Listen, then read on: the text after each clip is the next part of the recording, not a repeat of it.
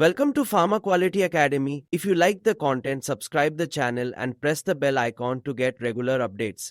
तो friends, part one में हमने केफ ऑटोडाइटेटर क्या होता है, उसका प्रिंसिपल क्या होता है, उसमें कौन कौन से पार्ट्स यूज़ होते हैं, उसकी एप्लीकेबिलिटी क्या क्या है, उसका प्रोसीजर कैसे परफॉर्म कैसे किया जाता है, उसमें कौन कौन सी चीज़ों का ध्यान रखना है, सैम्पल प्रिपरेशन कैसे करना है, ओके, और उसमें कौन कौन से रिएजेंट्स यूज़ होते हैं, हर रिएजेंट का क्या क्या रोल होता है, ये सब हमने जाना था। अब हम इस पार्ट में रिएक्शन के मैकेनिज़्म को समझते हैं, क्योंकि उसको जानना बहुत ज़रूरी है। अगर आप एक साइंटिस्ट हैं, अगर आप लैब में परफॉर्म कर रहे हैं, तो हमें उसके रिएक्शन मैकेनिज़्म के बारे में पता होना चाहिए।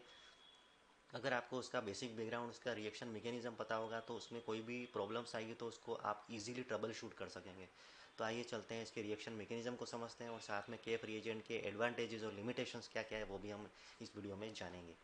है कि आयोडीन के जो मॉलिक्यूल्स हैं, वो जब रिएक्शन वेक्शन में जाते हैं केफ रिएजेंट के थ्रू, तो वो वाटर के मॉलिक्यूल के साथ में रिएक्शन करते हैं। हमने ये पिछले वीडियो में पार्ट वन में देखा था। आयोडीन के जो फ्री मॉलिक्यूल्स हैं वो सल्फर डाइऑक्साइड और वाटर के मॉलिक्यूल के साथ में रिएक्शन करके हाइड्रोनियम आयोडाइड बनाते हैं और सल्फर ट्राइऑक्साइड बनाते हैं। यहाँ पे आयोडीन के जो मॉलिक्यूल्स है उसका रिडक्शन होता है और हाइड्रोनियम आयोडाइड बनता है, और सल्फर डाइऑक्साइड का ऑक्सीडेशन होके और सल्फर ट्राइऑक्साइड बनता है। ठीक, ये जो रिएक्शन होती है उसको हम ऑक्सीडेशन रिडक्शन रिएक्शन कहते हैं। और ये रिवर्स रिएक्शन होती है। ये रिएक्शन रिवर्स ना हो उसके लिए आगे कुछ प्रोसेस होती है, जिसमें हम सल्फर डाइऑक्साइड और पिरिडीन और मिथाइल अल्कोहल का यूज़ वहाँ पे होता है। ठीक है। तो जो मेन रिएक्शन है वो यही है कि आयोडीन के जो मॉलिक्यूल है वो वाटर के मॉलिक्यूल के साथ रिएक्ट करके रिड्यूस होते हैं और रिडक्शन रिएक्शन करके हाइड्रोनियम आयोडाइड बनाते हैं। हाइड्रोनियम आयोडाइड एक एसिडिक एजेंट है, जो कि फिर से ऑक्सीडाइज होके और आयोडीन और वाटर के मॉलिक्यूल्स में कन्वर्ट हो सकता है। ये रिएक्शन रिवर्स रिएक्शन ना हो या आयोडीन का फिर से ऑक्सीडाइजेशन ना हो, उसके लिए हम आगे देखते हैं कि ऐसा तो इसमें क्या होता है। अभी यहाँ पे जो सल्फर ट्राइऑक्साइड बना वो पिरिडीन के साथ में, यहाँ पे C5H5N जो है वो पिरिडीन है। पिरिडीन एक बेस होता है, तो सल्फर डाइऑक्साइड जो है वो पिरिडीन के साथ में रिएक्शन करके पिरिडीनियम कॉम्प्लेक्स बनाता है। ये पिरिडीनियम कॉम्प्लेक्स जो है वो फिर से मिथाइल अल्कोहल या मिथेनॉल CH3OH के साथ में रिएक्शन करके पिरिडीनियम मिथाइल सल्फेट कॉम्प्लेक्स बनाता है। ये पिरिडीनियम मिथाइल सल्फेट कॉम्प्लेक्स जो है उसका बहुत ही इंपॉर्टेंट रोल है इस रिएक्शन में। इसके बिना ये रिएक्शन कंप्लीट नहीं हो सकती। ठीक है। यहाँ पे स्टार्टिंग में जो पहली रिएक्शन हो गई कि आयोडीन के जो मॉलिक्यूल है उसने वाटर के मॉलिक्यूल के साथ में रिएक्शन कर ली और हाइड्रोनियम आयोडाइड बना दिया। ठीक है। तो आयोडीन के वाटर के मॉलिक्यूल जितने भी सैंपल में प्रेजेंट हैं वो सारे के सारे आयोडीन के साथ रिएक्ट हो गए, तो वाटर के मॉलिक्यूल्स ब्रेक हो गए। ठीक है। अब उसमें और फर्दर वाटर बचा नहीं, तो और वो हाइड्रोनियम आयोडाइड में कन्वर्ट हो गया। अब जैसे ही वाटर की प्रेजेंस पूरी तरीके से रिएक्शन वेक्शन में ख़त्म हो जाएगी, तो डिटेक्टर क्या करेगा, डिटेक्ट कर लेगा कि भाई अब यहाँ पे और वाटर के मॉलिक्यूल्स मुझे दिखाई नहीं दे रहे हैं, तो रिएक्शन का एंड पॉइंट आ जाए या रिएक्शन स्टॉप हो जाए। ठीक है। लेकिन यहाँ पे होता क्या है कि हाइड्रोनियम आयोडाइड जो होता है वो फिर से ऑक्सीडाइज हो जाता है और अपने आप को फिर से आयोडीन और वाटर के मॉलिक्यूल जो है वो फिर से सेपरेट हो जाते हैं। ठीक है। तो ये रिएक्शन रिवर्स रिएक्शन ना हो उसके लिए यहाँ पे पिरिडियम मिथाइल सल्फेट कॉम्प्लेक्स का बहुत इंपॉर्टेंट रोल है। ये रिवर्स रिएक्शन को होने से रोकता है। अगर ये रिएक्शन फिर से रिवर्स अगर ये ऑक्सीडेशन जो रिएक्शन जो हुई वो फिर से रिवर्स हो गई, तो क्या होगा कि वाटर के मतलब यहाँ पे हाइड्रोनियम आयोडाइड बनता रहेगा। हाइड्रोनियम आयोडाइड बन के फिर से वो सेपरेट होके आयोडीन और वाटर के मॉलिक्यूल जनरेट कर लेंगे, जिससे वाटर के मॉलिक्यूल जो है वो डिटेक्टर को डिटेक्ट होते ही रहेंगे और हमारा एंड पॉइंट कभी आएगा ही नहीं, मतलब रिएक्शन कभी ख़त्म होगी ही नहीं। ठीक है। और के एफ जो रिएजेंट वो कंज्यूम होता रहेगा, मतलब हमें यहाँ पे एक बार आयोडीन का जो रिडक्शन हो गया तो उसको फिर से ऑक्सीडाइज होने के लिए रोकना है, और इस रोल को अदा करता है पिरिडीनियम मिथाइल सल्फेट कॉम्प्लेक्स। तो आपको इससे समझ में आ गया होगा कि यहाँ पे पिरिडीन का, सल्फर डाइऑक्साइड का और मिथेनॉल का क्या रोल है। ठीक है। अभी हम देखते हैं फैक्टर डिटर्मिनेशन।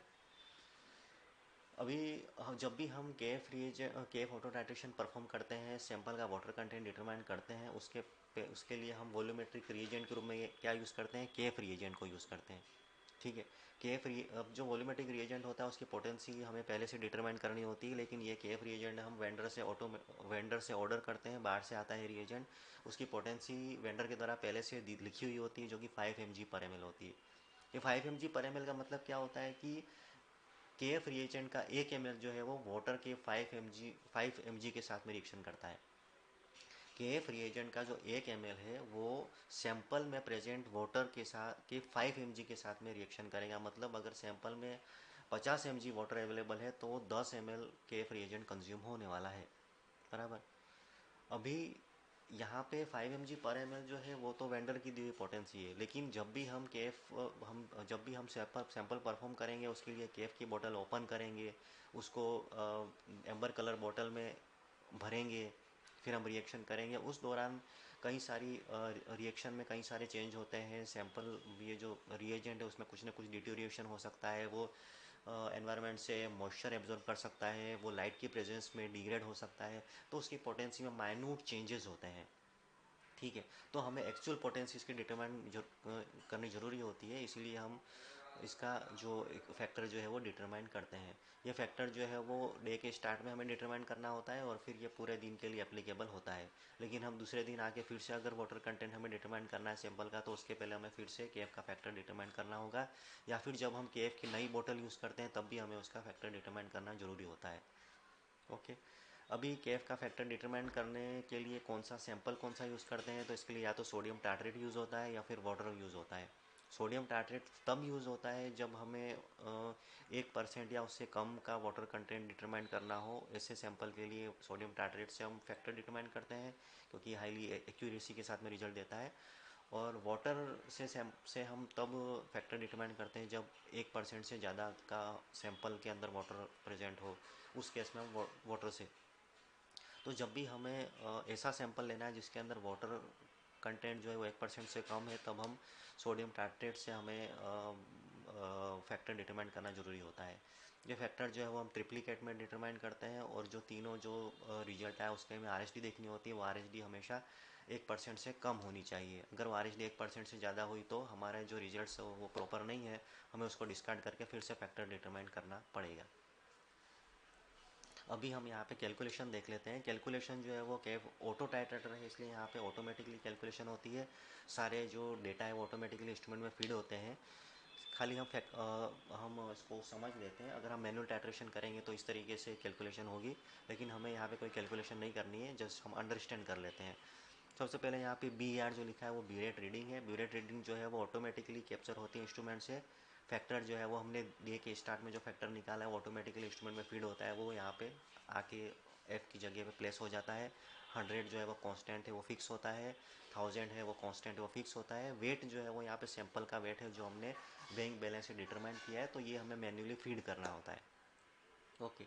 तो वेट जो है वो हमें हमेशा ग्राम में फीड करना होता है। भले ही हमने एमजी में अगर वेइंग बैलेंस पे वे किया है तो हमें उसको 1000 से डिवाइड करके ग्राम में कन्वर्ट करके फिर उसको यहाँ पे फीड करना होता है, जिससे हमें वाटर कंटेंट जो है वो डिटरमाइन हो जाता है।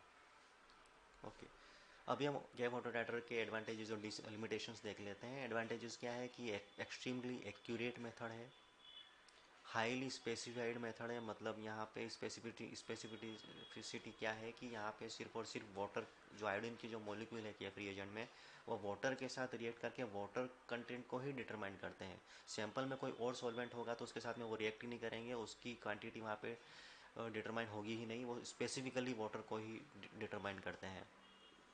वाइड एप्लीकेबिलिटी है, ये काफ़ी सारी इंडस्ट्रीज़ में यूज़ होता है। ये सॉलिड और लिक्विड सैंपल्स के लिए भी यूज़ होता है, इसलिए ये वाइडली एप्लीकेबल है।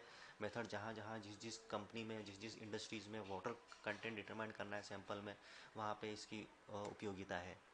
एनालिसिस बहुत ही फास्ट एनालिसिस है, 2 या 3 मिनट के अंदर हमें रिजल्ट जो है वो सैंपल के अवेलेबल हो जाते हैं।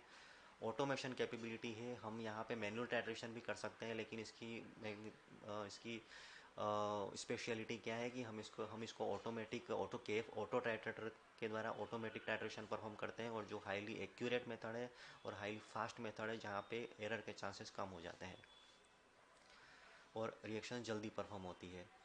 ठीक है, और जो डेटा है वो भी रिलायबल रहता है, कोई डेटा के साथ छेड़छाड़ नहीं होती, डेटा इंटीग्रिटी पे कोई इशू नहीं आता है।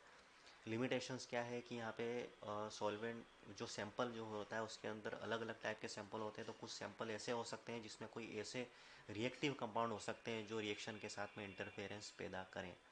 ठीक है, तो ऐसा हो तो कुछ कुछ सैंपल ऐसे हो सकते हैं जहाँ पे जो ऐसे रिएक्टिव कंपाउंड हो जो आयोडीन या सल्फर डाइऑक्साइड या pyridine के साथ में रिएक्शन करके कोई तीसरा कंपाउंड बना दे और वो रिएक्शन के साथ में इंटरफेरेंस करे और रिजल्ट को प्रोड्यूस ना होने दे, या रिजल्ट जो है वो इनएक्यूरेट रिजल्ट आए।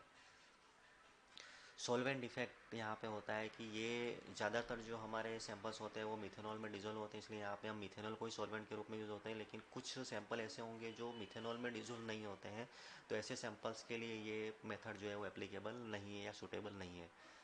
तीसरा, ऑपरेटर की स्किल यहाँ पे बहुत ज़रूरी होती है। ऑपरेटर की स्किल कैसे कि जैसे कि सैंपल का वेट एकदम एक्यूरेसी के साथ में होना चाहिए, फैक्टर डिटरमाइन कैसे करना है वो उसे आना चाहिए।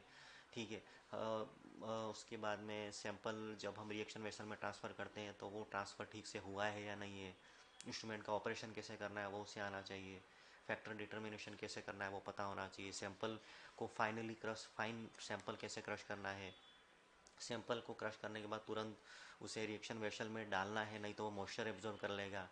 ठीक है, केएफ रिएजेंट रिएक्शन वेसल को क्लीन कैसे करना है, जो सिलिका को कब चेंज करना है, तो ये सब ऑपरेटर को पता होना चाहिए। ठीक है, तो ये सब चीज़ें हैं एडवांटेजेस और